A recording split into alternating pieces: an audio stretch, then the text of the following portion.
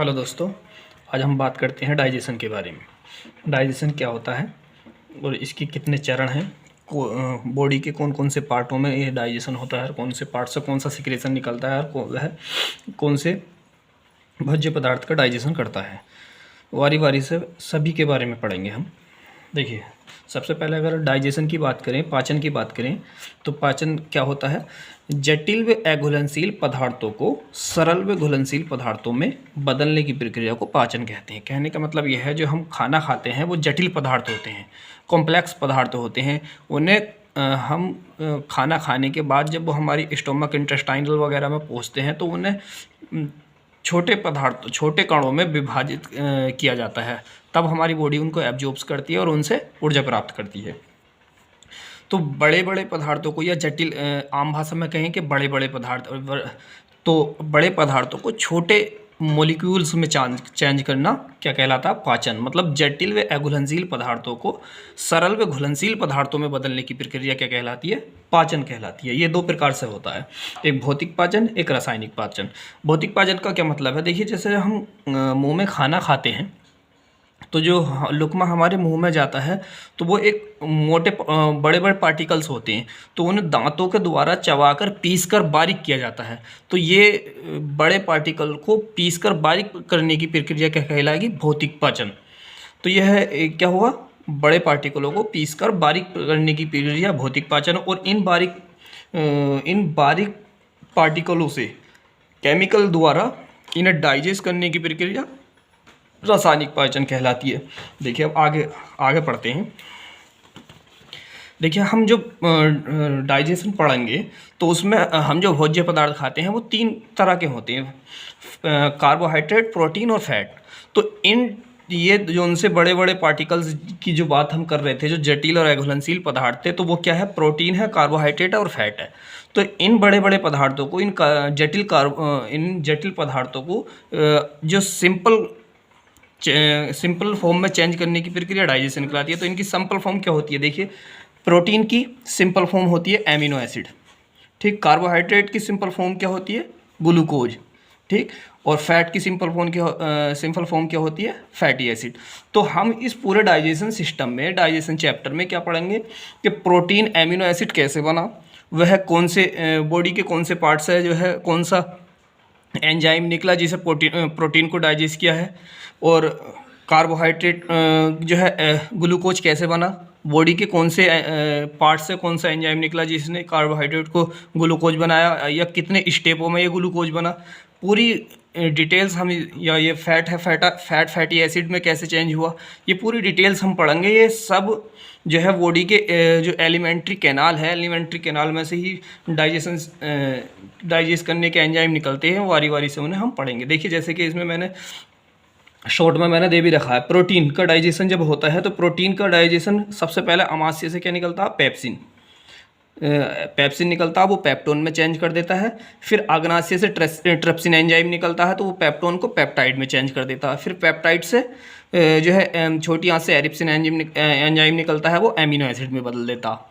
तो ये पूरी प्रक्रिया है कि पहले जो है खाना हमारा अमाशय में पहुंचा, तो अमाशय ने उसको हल्का डाइजेस्ट करा, जिसे पेप्टोन की फॉर्म में चेंज किया। मतलब बड़े पार्टिकल से थोड़ा कम पार्टिकल बनाया। फिर उससे भी छोटे पार्टिकलों में जो है अग्नाशय से ट्रिप्सिन निकलने वाले एंजाइम ने उसको छोटी पार्टिकलों में डिवाइड कर दिया। फिर छोटी आंत से एरिप्सिन जो एंजाइम निकलता, उसने इससे भी छोटे पार्टिकलों में डिवाइड कर दिया, जिससे हमें एमिनो एसिड चाहिए था। एमिनो एसिड को आराम से हमारी आंतें एब्जॉर्बेशन कर लेती हैं, और जिससे हमें बॉडी के फंक्शन में ज़रूरत पड़ती है। इसी तरीके से कार्बोहाइड्रेट है। कार्बोहाइड्रेट का क्या है? सबसे पहले टाइलिन, जब हम खाना खाते हैं तो मुंह में टाइलिन जो एंजाइम होता है, जिसमें एमाइलेज होता है, तो जो है कार्बोहाइड्रेट को कुछ 4-5% के रूप में वो डाइजेस्ट करता है। फिर अग्नाशय से एमाइलेज निकलता है।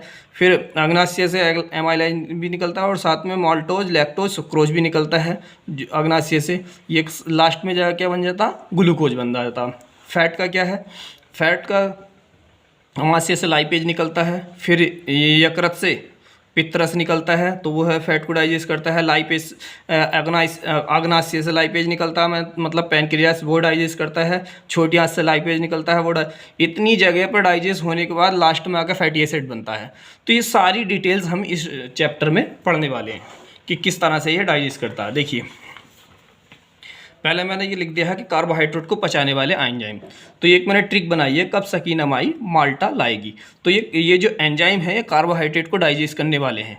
क्या, कब से कार्बोहाइड्रेट हो गया, अब ये नीचे के जो हैं तो कार्बोहाइड्रेट को डाइजेस्ट करने वाले हैं। सुक्रेज, सकीना से सुक्रेज हो गई, माई से एमाइलेज हो गई, माल से माल्टेज हो गई, टाई से टाइलिन हो गई। तो ये सारे एंजाइम जो है कार्बोहाइड्रेट को डाइजेस्ट करेंगे। और कौन सा एंजाइम बॉडी के कौन से पार्ट से निकल जाए ये भी हमें पता दी है। सुक्रेज अग्नाशय से निकलता है, आमाइलेज मुख गुहा से और अग्नाशय से, दोनों से निकलता है, दो जगह से निकलता है, दो जगह डाइजेस्ट होता हुआ जाता है। माल्टेज अग्नाशय से निकलता है और टाइलिन मुख गुहा से निकलता है।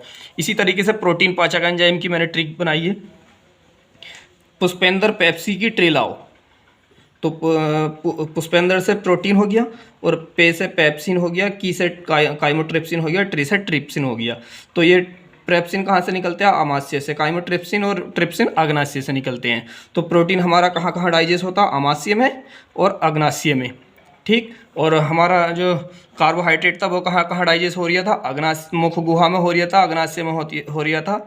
मुख गुहा और अग्नाशय में दो ही जगह होता है हमारा कार्बोहाइड्रेट का डाइजेशन। कहाँ कहाँ होता है, मुख गुहा और अग्नाशय में। आमाशय में कार्बोहाइड्रेट का डाइजेशन नहीं होता है, आमाशय में प्रोटीन का और फैट का डाइजेशन होता है। अब इसी तरीके से देखिए फैट के लिए लाइपेज और बाइल जूस। लाइपेज कहाँ कहाँ निकलता है, देखिए आमाशय से भी लाइपेज निकलता है, अग्नाशय से भी लाइपेज निकलता है और छोटी आंत से भी लाइपेज निकलता है। लाइपेज 3 जगह से निकलता है। 3 जगह से एंजाइम निकलने के बाद जब प्रोटीन डाइजेस्ट होता है और प्रोटीन का बसा फैट डाइजेस्ट होता है और फैट का फैटी एसिड लास्ट में आके बनता है। देखिए अब बात करते हैं मुख गुहा के बारे में। देखिए मुख गुहा की डिटेल पढ़ते हैं हम कि मुख गुहा की डिटेल क्या है। आहार नाल, एलिमेंट्री कैनाल। तो सबसे एलिमेंट्री कैनाल में डाइजेशन करने में बॉडी के कौन कौन से पार्ट इन्वॉल्व हैं, ये इसके बारे में हम पढ़ेंगे। देखिए मुख गुहा, वकल कैविटी जिसे बोलते हैं इंग्लिश, ग्रास नली है, आमाशय है, छोटी आंत है, बड़ी आंत है और गुदा है, ठीक। इसी तरीके से ये तो वो पार्ट है जो कि बॉडी आमाशय जिनसे भोजन जिनसे होता हुआ गुजरेगा, लेकिन ये वो पार्ट हैं जो भोजन को डाइजेस्ट करने में मदद करते हैं, लेकिन भोजन इनके से होता हुआ नहीं गुजरता। देखिए जैसे लार ग्रंथि है, कुछ ग्रंथियाँ भी जो है भोजन को पचाने के काम में आती है। लार ग्रंथि, जठर ग्रंथि, लीवर और पित्ताशय, अग्नाशय और आंत्र ग्रंथि, ठीक। ये सब भोजन को पचाने के काम में आती हैं। अब देखिए मुख गुहा की अगर बात करें सबसे पहले, तो मुख गुहा की बात करें तो देखिए इसमें 3 जोड़ी ग्रंथियाँ होती हैं जिनका नाम क्या है, पैरिटिड, सबलिंगुअल और सबमैंडिबुलर। 1.5 लीटर सलाइवा निकालता है एवरी डे। ये जो ग्रंथियां हैं मुंह में 1.5 लीटर सलाइवा बनती है प्रतिदिन, ठीक। ये पैरिटिड जो ग्रंथि है ये सबसे बड़ी ग्रंथि है। तो इन ग्रंथियों से सलाइवा निकलती है, ठीक। और कौन सा एंजाइम निकालती हैं, ये टाइलिन एंजाइम निकालती हैं। टाइलिन एंजाइम में क्या होता है, टाइलिन एंजाइम जो है एमाइलेज होता है, जो क्या फैट कार्बोहाइड्रेट का डाइजेशन करता है। देखिए जैसे लाइसोजाइम भी निकलता है इसमें, जो कि जीवाणुनाशक होता है। जो हम खाना खाते हैं उसमें जो बैक्टीरिया वगैरह पहुंच जाते हैं उन्हें मारने के काम करता है लाइसोजाइम। ये काय में होता है, टाइलिन एंजाइम है जो इन ग्रंथियों से निकल रहा था, ठीक। और टाइलिन और डाइस्टेज क्या काय का कार्बोहाइड्रेट या मंड का जो है डाइजेस्ट करते हैं। ये भी टाइलिन एंजाइम में जो सलाइवा होती है उसमें ही शामिल होते हैं। अनाजों के ऊपरी परत को जो है क्या बोलते हैं, स्टार्च बोलते हैं। ऊपरी परत का पाचन करते हैं ये। और ये जो सलाइवा में म्यूकस होता है, जो चिपचिपा पदार्थ होता है, वो भोजन को चिपचिपा बनाने के काम में, चिकना बनाने के काम में आता है, जिससे कि भोजन हमारा आसानी से ईसोफेगस से होता हुआ स्टोमक में पहुंच जाए। ये म्यूकस काय में होता है, ये सलाइवा में। ये सारे जो हमने एंजाइम पढ़े हैं, लाइसोजाइम और टाइलिन और डाइस्टेज, और ये जो सब है ये काय में है, सलाइवा में, ठीक। तो ये मुख गुहा की डिटेल हो गई। क्या हुआ कि 3 जोड़ी इसमें ग्रंथियाँ होती हैं, 1.5 लीटर सलाइवा निकालती है। उस सलाइवा में लाइसोजाइम होता है, लाइसोजाइम जीवाणुनाशक होता है। और टाइलिन और डाइस्टेज होता है जो कि मंड को जो है डाइजेशन करने के काम में आता है, और म्यूकस होती है जो म्यूकस खाने को चिकना बनाने के काम में आती है। ये पूरी इसकी डिटेल हो गई कि 3 जोड़ी ग्रंथि हैं जिनका नाम पैरोटिड है, सबलिंगुलर है, सबमैंडिबुलर है। ठीक, 1.5 लीटर ये सिलाइबा निकालती है। उस सिलाइबा में लाइसोजाइम एंजाइम है, टाइलिन एंजाइम है, और डाइस्टेज एंजाइम है, और म्यूकस है। म्यूकस खाने को चिकना बनाती है। टाइलिन और डाइस्टेज जो है मंड का या कार्बोहाइड्रेट का डाइजेशन करते हैं, और लाइसोजाइम जीवाणुनाशक होता है। ये इसकी डिटेल होगी मुख गुहा की। इसके बाद बात करते हैं ईसोफेगस की। ये जो एक ग्रास नली है, जो लंबी सी नली होती है, जो हमारी मुख गुहा से चालू होकर और स्टोमक तक पहुंचती है। देखिए जैसे कि मैंने लिख रखा है, इसमें किसी भी प्रकार का पाचन नहीं होता है। ये सिर्फ खाने को स्टोमक तक पहुंचाने के काम में आती है। देखिए इसकी लंबाई 25 सेंटीमीटर होती है। भोजन को पहुंचाने के लिए काम में आती है।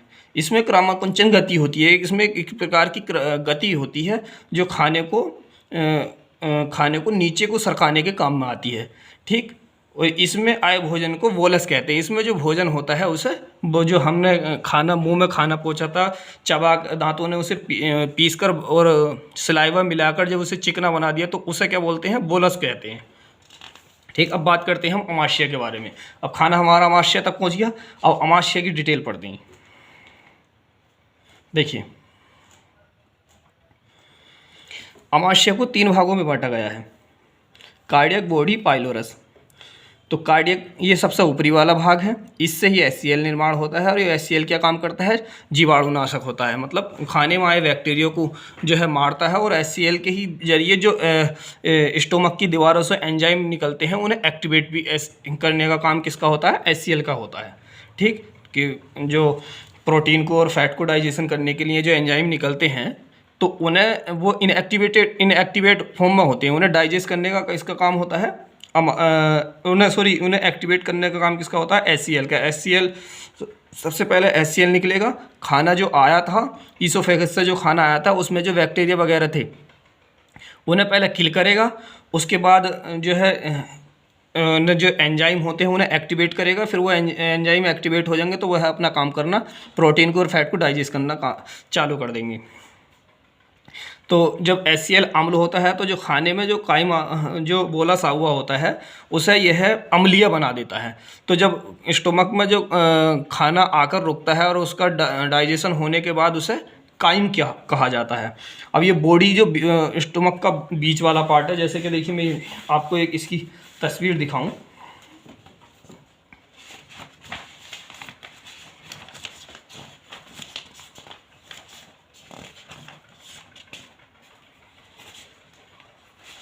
देखिए जो मैंने पीछे मुख गुहा में जो ग्रंथियों की बात करी थी, वो 3 जोड़ी ग्रंथियाँ वो ये हैं। ठीक है, ये तीनों जोड़ी ग्रंथि जिसके बारे में मुख गुहा के में जो बात कर रहे थे। अब देखते स्टोमक के, और जो ये ट्रेकिया है, ट्रेकिया के पीछे को जो सी ईसोफेगस की बात करी थी, वो ईसोफेगस ये है। ट्रेकिया इसके आगे होती है। ठीक है, अब देखिए स्टोमक की बात कर रहे थे हम। देखिए स्टोमक ये है,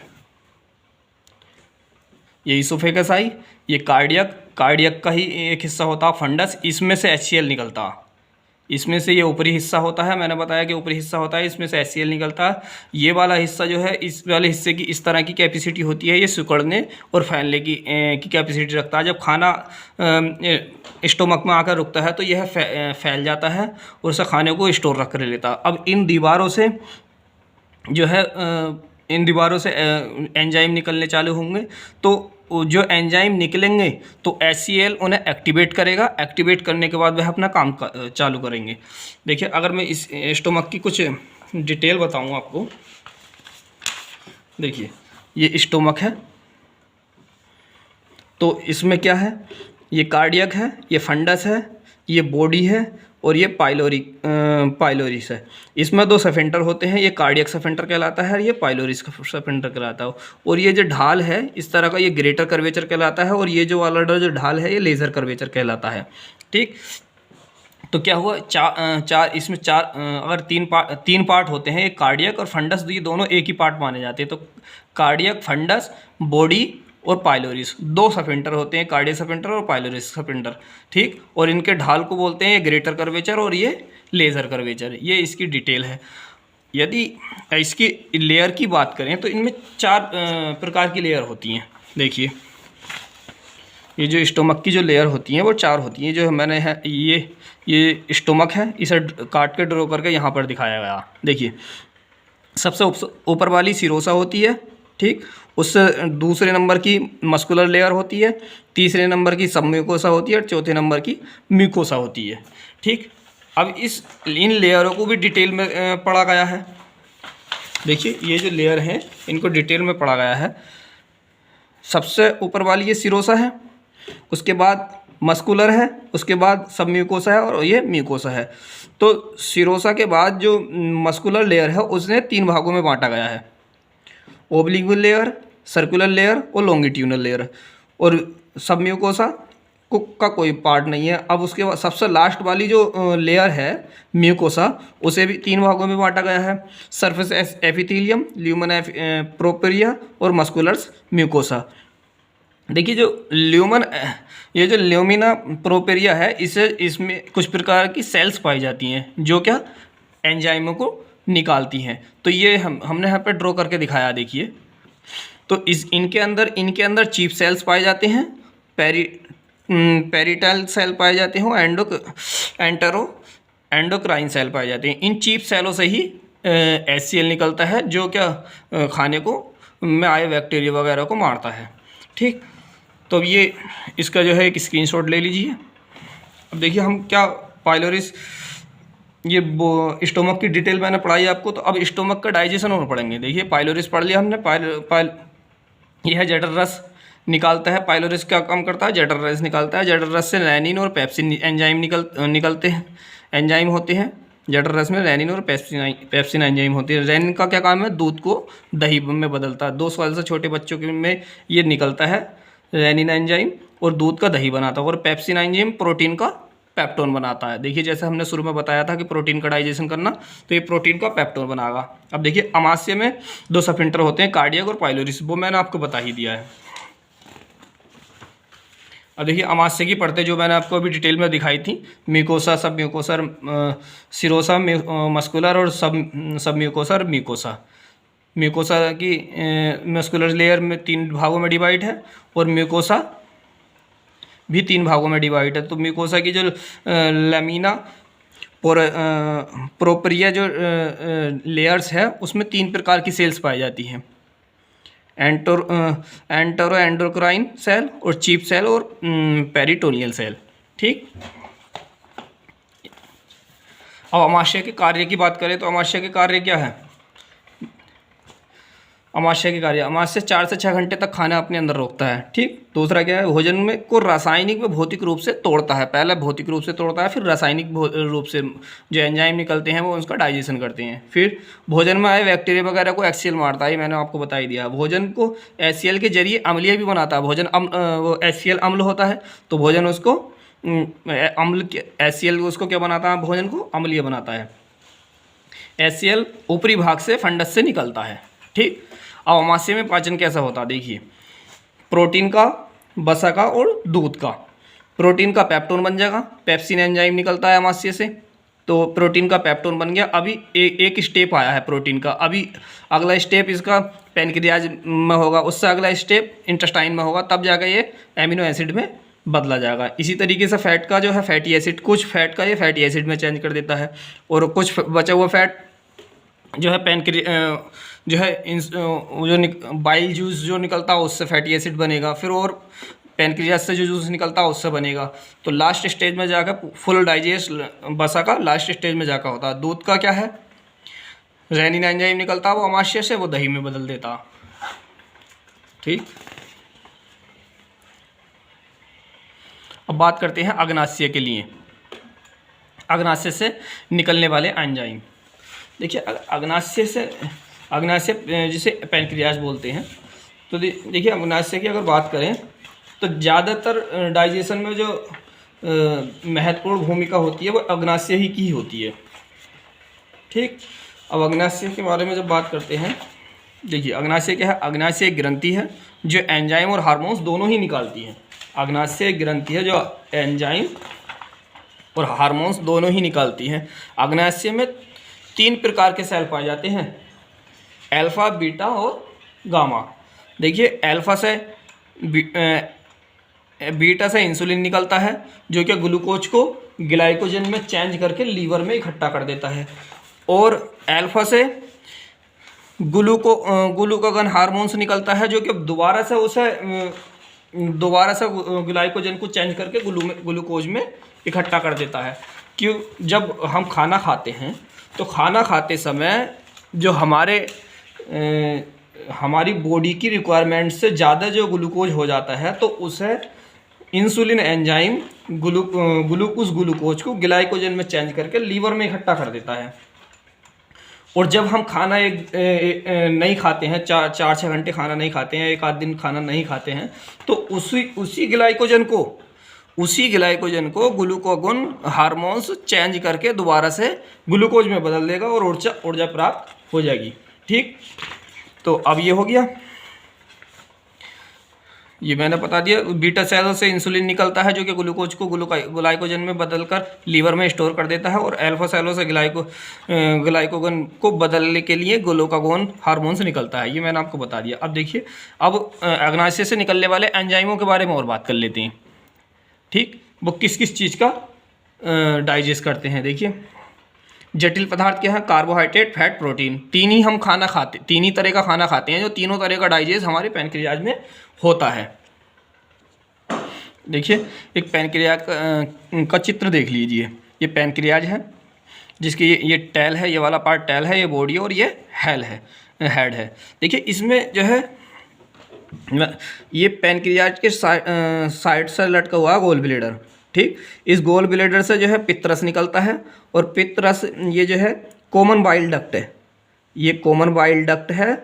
और ये ये जो आ रही हैं, ठीक, ये पैनक्रियाज की डक्ट हैं जिन्हें क्या नाम दिया है, एसिसरी पैनक्रियाज डक्ट।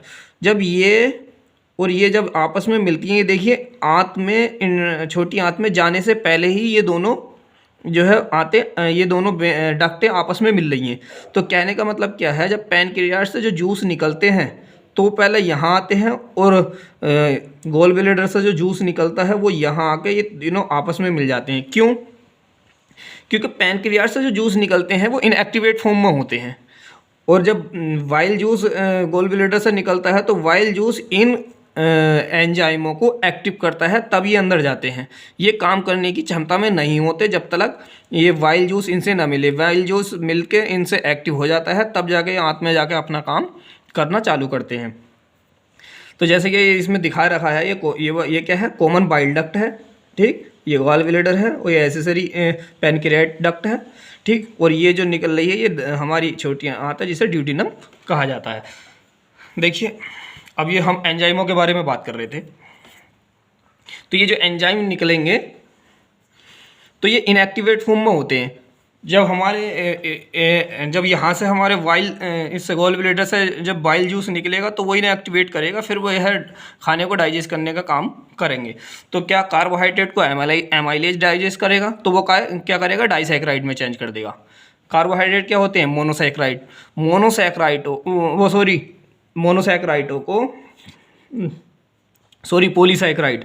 पॉलीसैकराइडों को जो है एमाइलेज डाइसैकराइड में चेंज कर देगा। मतलब ज़्यादा जटिल फॉर्म से कुछ कम जटिल फॉर्म में बदल देगा। फिर डाइसैकराइड से क्या होगा, मोनोसैकराइड में बदले जाएंगे। मोनोसैकराइड को ही हमारी बॉडी की ज़रूरत होती है, मोनोसैकराइड की ही हमारी बॉडी को ज़रूरत होती है, मतलब ग्लूकोज। मोनोसैकराइड क्या है, ग्लूकोज। तो सबसे पहले क्या हुआ, पॉलीसैकराइड थे ये। पॉलीसैकराइड जब उनसे पैनक्रियाज से एंजाइम निकला एमाइलेज, तो उन्होंने डाइसैकराइड में चेंज कर दिया। और इन डाइसैकराइड को जब छोटी आंत में पहुंचेंगे तो छोटी आंत से जो एंजाइम निकलेगा वो मोनोसैकराइड में चेंज कर देगा, ग्लूकोज में चेंज कर देगा। और ग्लूकोज की हमारी बॉडी को ज़रूरत होती है। इसी प्रकार बसा है, तो बसा क्या है, लाइपेज एंजाइम निकल लिया है, तो लाइपेज क्या करेगा, फैटी एसिड और ग्लिसरॉल में चेंज कर देगा। और प्रोटीन क्या है कि ट्रिप्सिन और काइमोट्रिप्सिन एंजाइम निकलने हैं जो कि एमिनो अम्ल में बदल देंगे। ठीक, अब देखिए बाइल जूस बाइल रस के बारे में बात कर लेते हैं। अग्न्याशय से आए एंजाइमों को एक्टिवेट करता है, जो कि मैंने आपको बता दिया था। यह भोजन जो काइम को क्षारीय बनाता है। जो भोजन आया था स्टोमक से, जो भोजन आया था आंत में, क्योंकि स्टोमक में HCl था, HCl ने उसे अम्लीय बना दिया। और जब तक अब अम्लीय भोजन जो है छोटी आंत में आ रहा है, और छोटी आंत की शर्त क्या है, हम अम्लीय भोजन को डाइजेस्ट नहीं कर पाएंगे। तो यह जो स्टोमक से जो भोजन आया था, जिसे काइम का नाम दिया जाता है, वह अम्लीय था, तो उसे क्षारीय बनाने का काम करता है ये। क्या पहला काम क्या हो गया, पैनक्रियाज से आए हुए एंजाइमों को ना एक्टिवेट करने का, और दूसरा काम क्या हो गया, जो स्टोमक से आए हुए भोजन को क्षारीय बनाने का। तीसरा काम क्या है, यह फैट को पचाने के काम में भी आता है। जो वसा होता है उसे पचाने के काम में भी आता है। इसका pH मान 8 होता है, इसलिए यह क्षारीय कहला जाता है, क्योंकि 7 से नीचे को अम्लीय और 7 से ऊपर को क्षारीय और 7 न्यूट्रल होता है। यह एक दिन में 500 से 1000 ml के करीब निकलता है। ठीक, अब देखिए, अब बात करते हैं छोटी आंत के बारे में। देखिए, छोटी आंत की अगर बात करें तो छोटी आंत को 3 भागों में बांटा गया है। ठीक है, छोटी आंत को 3 भागों में बांटा गया है। देखिए चित्र, देखिए छोटी आंत का। छोटी आंत को 3 भागों में बांटा गया है, ड्यूडेनम, जिजेनम, इलियम। ये वाला जो पार्ट है ये ड्यूडेनम कहलाता है, और ये बीच वाला पार्ट जिजेनम, और ये इलियम। इसमें सबसे बड़ा पार्ट जो होता है वो बीच वाला पार्ट होता है। तो इन तीनों पार्टों के बारे में हम बारी बारी से पढ़ेंगे। देखिए, ड्यूडेनम, इसकी लंबाई कितनी होती है, 25 सेंटीमीटर होती है। ये अग्नाशय से जुड़ा होता है। ठीक, और अग्नाशय नली इसी में आकर खुलती है। अग्नाशय नली जो होती है वो इसी में आकर खुलती है। देखिए, ये कह रहे हैं अग्नाशय नली, ये जो कह रहे हैं कि अग्नाशय नली इसी में आकर खुलती है। देखिए, ये अग्नाशय नली है और ये कॉमन बाइल डक्ट है। तो ये कहाँ, ड्यूडेनम में आके खुल गई है। देखिए, तो इसी को मैं बताना चाह रहा था। देखिए, जिजेनम, इसकी लंबाई 2 मीटर होती है। यह छोटी आंत का बीच का भाग होता है, और यह छोटी आंत का सबसे बड़ा पार्ट होता है। ठीक, इसमें किसी प्रकार का कोई डाइजेशन नहीं होता। अब इलियम की बात करें, इसकी लंबाई 3 मीटर होती है। यह छोटी आंत का अंतिम हिस्सा होता है। ठीक है, अब छोटी आंत से निकलने वाले एंजाइमों के बारे में बात कर लेते हैं। देखिए, पहले तो एक ट्रिक देख लिए। छोटी आंत से निकलने वाले एंजाइम क्या है, स्मेल। स्मेल शब्द याद कर लीजिए। स्मेल में सुगंध। तो क्या है, एस से सुक्रेज, एम से माल्टेज, ई से इरिप्सिन, और एल से लाइपेज, और एल से लैक्टेज। ये एक ट्रिक है, स्मेल शब्द याद कर लीजिए। तो इससे क्या पता चलेगा कि छोटी आंत से निकलने वाले एंजाइम। अब देखिए वो किस प्रकार डाइजेशन कर रहे हैं। देखिए, ये सुक्रेज, माल्टेज, लैक्टेज, ये तीनों का डाइजेस्ट करेंगे, कार्बोहाइड्रेट का। कार्बोहाइड्रेट कौन सा, जो क्या पैनक्रियाज ने जो पॉलीसैकेराइड थे जिन्हें डाइसैकेराइड में चेंज कर दिया। अब डाइसैकेराइड यहाँ पर आ गए। अब ये डाइसैकेराइड, ये जो एंजाइम है, इन डाइसैकेराइडों को मोनोसैकेराइड में चेंज कर देंगे। ग्लूकोज में चेंज कर देंगे। ग्लूकोज की ही हमारी बॉडी को ज़रूरत होती है। ठीक, अब फैट की बात करें, पहले ही ऑलरेडी 2 जगह फैट डाइजेस्ट हो चुका है, फैटी एसिड बन चुका है। जो बचा हुआ फैट होगा तो ये लाइपेज एंजाइम निकला, और फैट का फैटी एसिड और ग्लिसरॉल में चेंज कर दिया। तो अब ये भी इसके जो है सरल अणु बन गए हैं। तो ये भी अब एब्जॉर्बेशन हो जाएगा इनका बड़ी आंत में जाकर। ये एरप्सिन है, तो ये प्रोटीन का एमिनो एसिड, जो बचा हुआ प्रोटीन होगा उसका एमिनो एसिड में चेंज कर देगा। अब टोटल डाइजेस्ट हो चुका है। पहले स्टोमक में हुआ, ठीक, फिर जो है पैनक्रियाज द्वारा हुआ, फिर छोटी आंत द्वारा हुआ। जब टोटल डाइजेस्ट हो जाएगा तो फिर बड़ी आंत द्वारा इन सारे सरल अणुओं को एब्जॉर्बेशन कर लिया जाएगा। देखिए, अब जैसे बड़ी आंत के बारे में पढ़ते हैं। लार्ज इंटेस्टाइन, बड़ी आंत की लंबाई 1.5 मीटर होती है। यह सीकम से शुरू होकर एनल कैनाल तक होती है। इसे 6 भागों में बांटा गया है। देखिए, इसे 6 भागों में बांटा गया। देखिए कौन कौन से भाग हैं, caecum, ascending colon, transverse colon, descending colon, sigmoid colon और रेक्टम कॉलोन। देखिए, मैं इसका एक चित्र दिखाता हूँ आपको। ये है चित्र इसका। ये सीकम है, ये सीकम है, ये वाला पार्ट सीकम है, और ये जो छोटा सा पार्ट लटक रहा है इसे अपेंडिक्स बोलते हैं। ठीक, या ये छोटी आंत थी इलियम। यहाँ इलियम खत्म हो गई, यहाँ से सीकम चालू हो गया। इलियम और सीकम जहाँ मिलते हैं वहीं एक छोटा सा पार्ट लटका हुआ होता है जिसे अपेंडिक्स बोलते हैं। अब देखिए सीकम ये हो गया, और जो ये ऊपर को जो चल रही है इसका नाम असेंडिंग कॉलोन हो गया, और ये तिरछी जो है तो इसका नाम हो गया ट्रांसवर्स कॉलोन, और जो नीचे को आ रही है उसका नाम हो गया डिसेंडिंग कॉलोन, और जो ये मोड़ रही है इसका नाम हो गया सिग्मोइड कॉलोन, और ये जो नीचे को है ये है रेक्टम। तो ये बड़ी आंत के जो ये 6 पार्ट होते हैं जो हमने पढ़े हैं, caecum, ascending, transverse, descending, sigmoid और रेक्टम। अब इनका क्या क्या काम होता है बेसिकली इसके बारे में हम जान लेते हैं। देखिए बड़ी आंत के फंक्शन ऑफ लार्ज इंटेस्टाइन। देखिए बड़ी आंत में पानी का एब्जॉर्प्शन मेनली क्या होता है, पानी का एब्जॉर्प्शन होता है, और जो मिनरल और विटामिन जो हमारे खाना डाइजेस्ट हुआ है तो डाइजेशन होके क्या बना, फैट का कार्बोहाइड्रेट का प्रोटीन बना, और फैट का क्या बना, फैट का फैटी एसिड बना, और प्रोटीन का एमिनो एसिड बन रहा। ये जो तीनों सरल फॉर्म में चेंज हुए हैं, ये सरल अणु हैं, तो इनका एब्जॉर्प्शन और विटामिन मिनरल्स वगैरह इनका जो एब्जॉर्प्शन करने का मेनली काम जो होता है कुछ छोटी आंत में होता है, लेकिन पानी का तो सीधा बड़ी आंत में ही होता है, और बाकी इन पदार्थों का एब्जॉर्प्शन भी बड़ी आंत में ही होता है। ये व्यर्थ पदार्थों को मल को कुछ समय अपने पास रोककर एनएस के माध्यम से बाहर निकाल देती है।